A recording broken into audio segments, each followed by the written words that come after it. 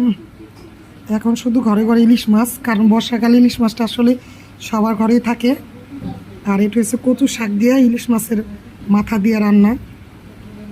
এই যে, উফ, অসাধারণ, একদম আমার খুব পছন্দের রেসিপি। মাশাল্লাহ। কেমন লাগে আপনাদের? গরম গরম এই মাত্র ভেজে নিয়ে আসলাম একেবারে।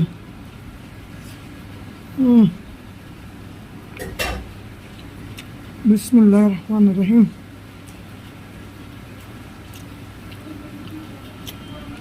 সাথে মরিচ।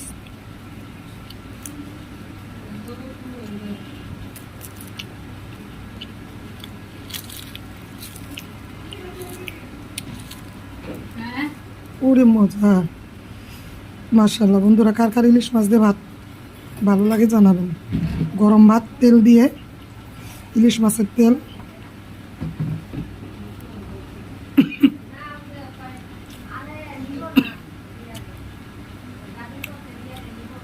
ভালো থাকবেন সবাই।